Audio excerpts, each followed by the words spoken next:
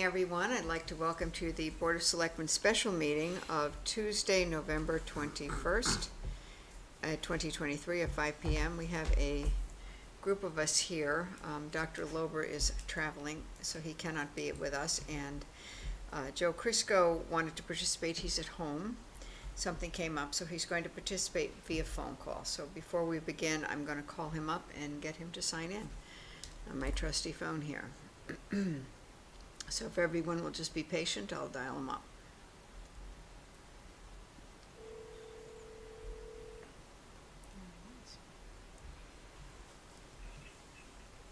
Hello. Hi, Joe. You're here on live, excuse me, live on television. Thank you. Okay, hang in. We'll reach out as we need to. Thank you.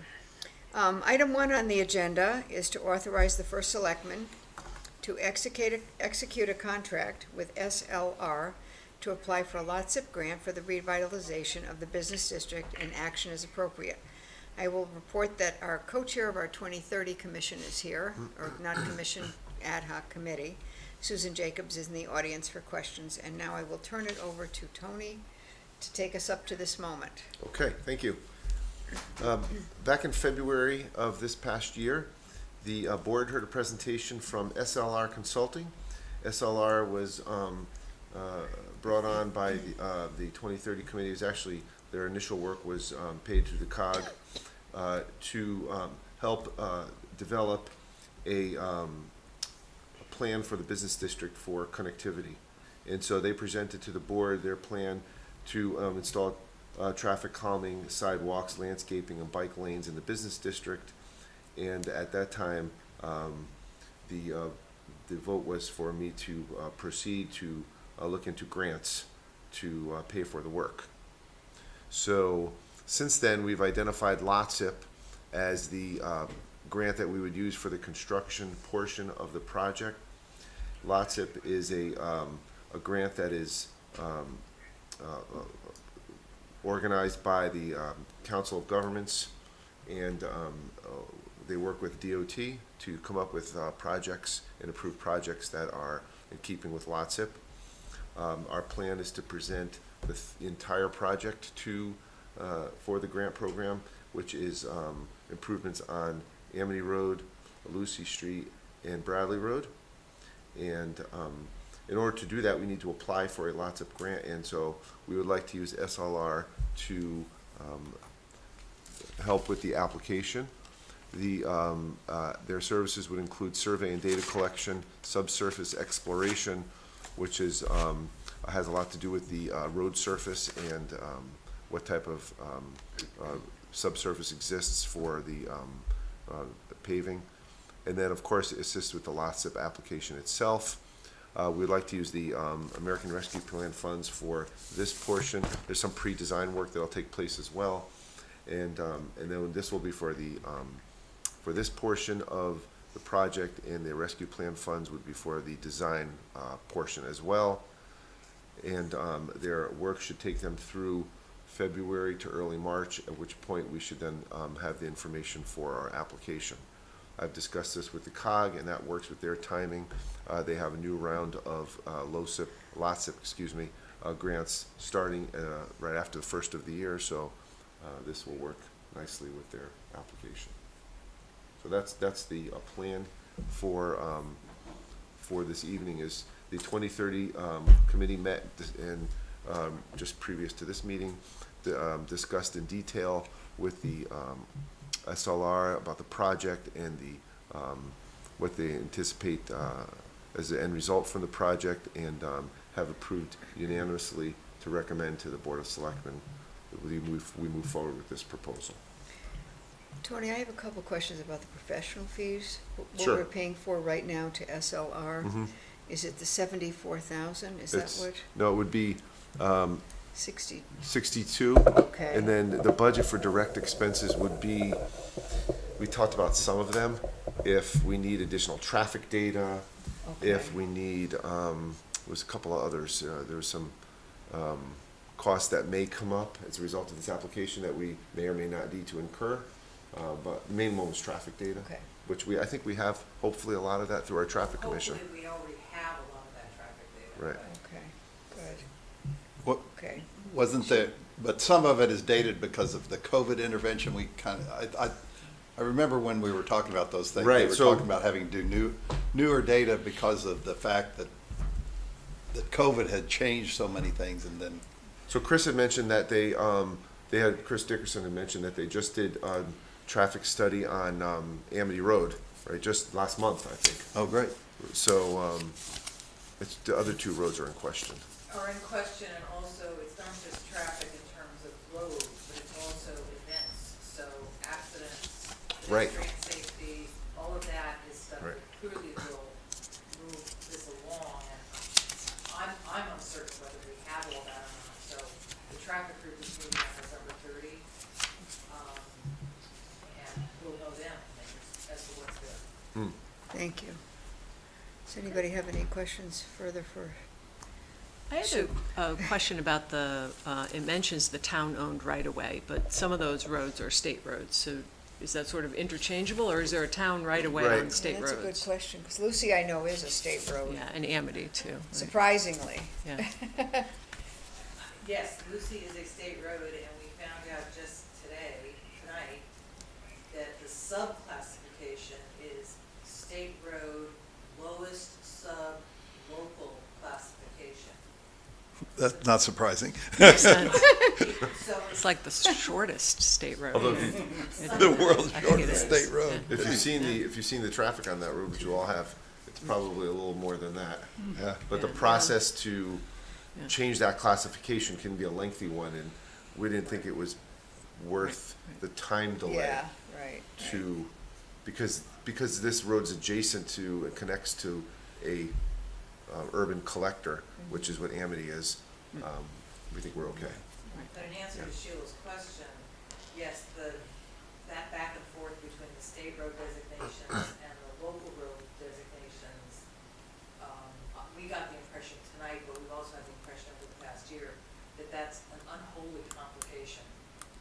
That, obviously if it's a state road, DOT is gonna tell us what we can do on that road. Right. Bottom line. So where the contract mentions the town-owned right-of-way, is it, they're aware that there's also a state-owned right-of-way, and it's Right. completely Correct, separate and and so more the complicated. idea is that all the work is within the right of way, and there's gonna be no acquisition of property Private from it. property, Private property, right. Okay, all right, so that term is sort of, town or state, whatever the Interchangeable, right-of-way yeah, is. yeah. Yeah, okay.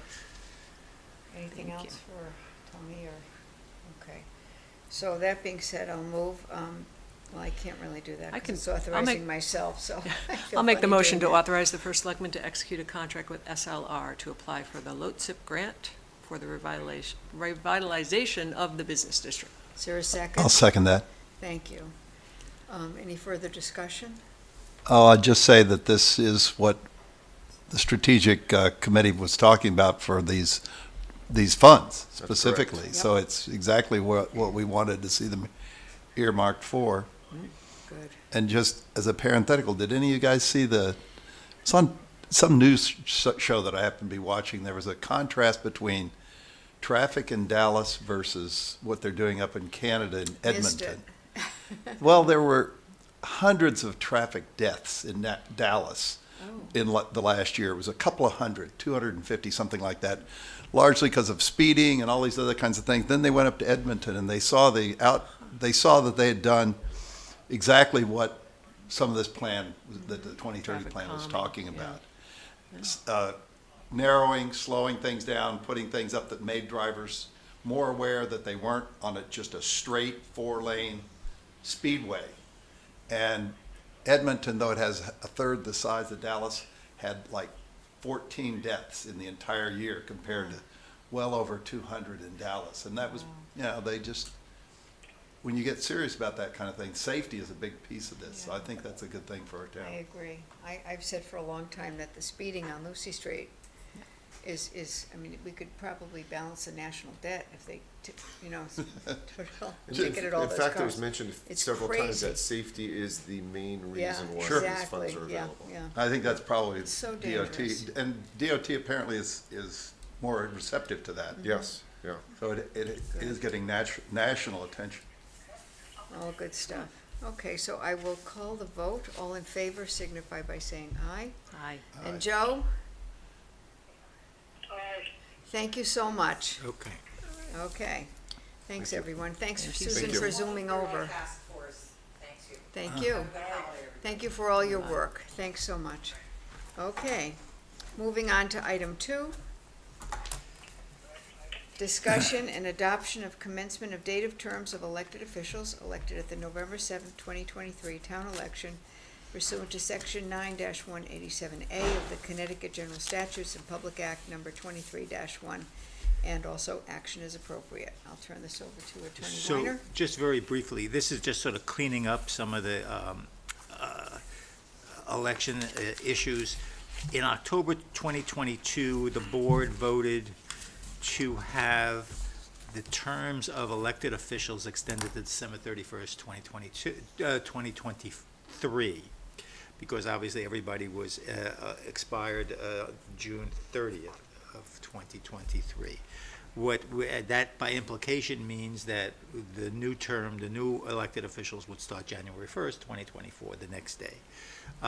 We didn't put that in the motion, and there was some confusion as to what the legislature passed and didn't pass. They made a mistake in doing their original statute, which allowed towns to switch, which not allowed, but required towns to switch from May to November elections, with the exception of the legislative body by a supermajority voting to keep it in May. Our town voted to keep it, didn't vote to keep it in May, so we had our November elections. This just says that the terms now start on January 1st, 2024, even though we basically did it a while ago. And the statutes that I quote there, 9-187A, and the Public Act is the new Public Act, which was passed by the legislature in October of this year at the end of the special session, which cleaned up their statute, their error in the statute that they made about a year and a half ago.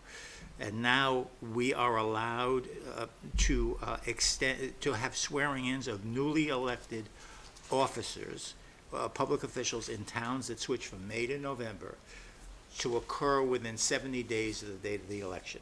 The election was November 7th. January 1st, it seems to be the logical time to start the terms. And it is about the same period of time that we used to do it. Terms expired. The election was in May 7th, May 6th, May 5th. We started those terms in July. So it's sort of the same, keeps that in focus. And I would just ask that the board approve a motion to that effect. And the legislative body is permitted by these two sections that I cite to set that date for the elected officials. So this date is when they actually take office? Yes.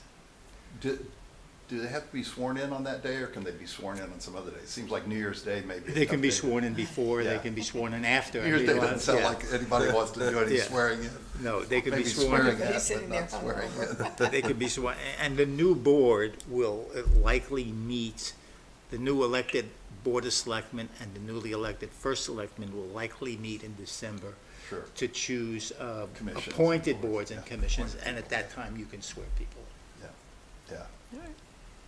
So do you want me to make a motion? Yeah. So a I- motion that all officials elected at the November 7, 2023 municipal election shall have their terms of office commence January 1, 2024, pursuant to Section 9-187A of the Connecticut General Statutes and Public Act 23-1, and thereafter all such terms beginning January 1 rather than July 1 in subsequent years. Correct. So we I'll go forward with second that. that. Okay. Any other discussion on this? Hearing none, all in favor? Aye. Thanks, Joe. It's unanimous, thank you. All right. And then moving on to item 3. The next one is basically another cleaning up. We passed an ordinance that was recommended by the ordinance committee. The ordinance amended or revised section 75-5 of our ordinances, and again said that all terms of appointed boards and commissions shall expire, are extended to December 31st, the same way we did for the elected officials. We didn't put in that ordinance that the new guys start January 1st. This clarifies it. Also, we're putting in corrective measures in that ordinance to include appointed officials, town clerk, tax collector, et cetera, et cetera. So this is another one of those cleanup things. You know, practically speaking, our charter, which was pretty insightful, it says that everybody serves for a 4-year term or a 2-year term and until the successors are appointed. So there is no problem with appointing successors after the term of the initial members expire because our charter allows for it. This just clarifies a little bit of what we did in March of 2023. So I'd ask that we have a motion and adopt it. I can make that motion. Sure. I hereby move that the revised amended section 75-5 ordinance approved by the Board of Selectmen on March 8th, 2023 is hereby corrected to correct technical errors in said revised/amended section to provide that appointed members of boards and commissions and appointed officials whose terms were scheduled to commence on July 1, 2023 shall have their terms commence on January 1st, 2024. Is there a second? Can I just make a quick amendment to it to add that, and thereafter, all such terms beginning January 1 rather than July 1, just so Yeah. that we go forward. And from that's a that. good amendment. I Yeah. think that Okay. that the next elected Board of Selectmen and Board of First Selectmen should seriously look at a charter revision to clean up the charter and the ordinances to make sure we're up to date. A lot of these things have changed over the years. We really haven't changed the charter. I think this is a great opportunity to clean up this, to make it, you know, permanent Right. in our laws. But in case 2 years elapse and we haven't done that, This is a good we thing covered to it have, here yeah. to go forward. Good, okay. Is there a second Second, with the friendly amendment? Okay, second Great. with the amendment. As, Okay. seconded as amended. thank you, okay. Any further discussion or questions? Hearing none, all in favor? Aye. Aye. Thanks, Joe. Okay, it's unanimous. Item 4 on the agenda is discussion act on application to locate the temporary ice skating rink at one of 2 desired locations. You have in your packet a form that was submitted to Jerry and Karen Crosby. Application to hold an event on town property, we use that form, and my understanding is that they want to move the ice skating rink, which is currently, when they've done it in the past on the tennis courts at center field, to, because pickleball sometimes goes longer, they want to keep those open for pickleball, should we have a warmer than normal winter. Either move it on center field on the dirt infield, or second option is a leggy property basketball court if we can't install on center field. Do you have anything to add on this, Tony? I don't know too I much just about checked, it, other than. the other issue I can mention is that I checked with, Adam Parsons, Oh, who yeah, knows, good. about the, irrigation system at center field most specifically, and any other, complications that may And that exist would as to scare me each that we said, location. oh, we break, Right, that was my an first. irrigation system. And he said that in the location it's going, it will not impact the irrigation system. Wonderful, okay. We don't irrigate the dirt, is that what, That's what he's telling me, the dirt infield? the section Okay. that. And this will I be, think it's just this will outfield be that we do. erected December 1st at 8 a.m., or like closer to that, through April 1st, 2024 at 8 a.m. Barring a long time. It's gonna freeze all the way Yeah. through the end of March, Yep, huh? I know. What do we have? We had a lot of water last year sitting out there. Yeah. I think it was only Could be one good or for 2 days, fishing. but Yeah, right. maybe we'll have a cold winter. I wanna say they actually start using the softball field before April 1. so- Not sure. They'll have to work that Had a out. softball player. So I will make a motion that we approve this application. Is there a second? Second. Thank you. Any other comments or questions? I guess my only question would be, if it is gonna be center field, Amity uses that, so just some communication to Amity, let them know the length of time we're looking to do that. That's a good idea. Yeah, because they may come back and say, actually, we need 2 weeks Okay. in March. Could we, Right. let somebody know, Rec? I can't believe it will still be ice. I can't believe it either. If the Can you baseball let, and softball John people want to be playing. DeMayo know that we approve this, but they've got to let Amity know that we're doing this, because Sheila made this point that they do use the fields, They do, so, so. Great. I agree with you about In case it's ice. going there, but it's either going there or it's going Better to not like. freeze. Because March is, you know, April 1st, I'll tell you that below much. 0 temperatures. Okay, we'll got that part? Okay, all in favor? Aye. Aye. Thanks, Joe. All unanimous. And lastly, we can leave Joe on an executive Sure, session, yep. correct? Okay, and you want you and Tony in on Tony, this one? yes. Okay. Should be a very short executive session, I hope. Great. I will move that we go into executive session pursuant That's to that. Connecticut General Statute 1-206B, negotiations of pending claim regarding the First Church of Christ in Woodbridge tax assessment, and then we will come out of executive session should there be any action as appropriate. I'm not sure. So, and I will move that. Is there a second? Second. Thank you, Sheila. All in favor? Aye. Thank you. And Joe, just stay on, because we're gonna get Aye. executive session now. And thank you, I can report that we are now out of executive session. No motions were made nor votes taken. And I will ask for approval of the pending claim regarding the First Church of Christ in Woodbridge tax assessment. The claim will be public. Yes, the settlement, The settlement, we've sorry. had several discussions with the representatives of the First Church, and we've come up with this settlement agreement, which the board has looked at in executive session. And we recommend, Marcia, our assessor, has reviewed the calculations, recommends the settlement. There really is some significant legal issues which would have to be adjudicated in court, which would be very expensive for the town, expensive for the First Church of Christ, and everybody agrees that this is a way for us to resolve this dispute, and we recommend the settlement. So the motion is to approve the settlement. Yes. Is there a second? A second. Thank you, Sheila. Any further comments or discussions? All in favor? Aye. We got Joe as well. Thank you. We don't have any public comment or anything else, which I almost forgot last time, so I will motion that we adjourn. Is there a second? Second. Thanks, Sheila. All in favor? Thank you. Happy Thanksgiving, Perfect. everybody. Everybody have a Take good care, Joe. It's a Thanksgiving. record. Wait a minute. It's a great.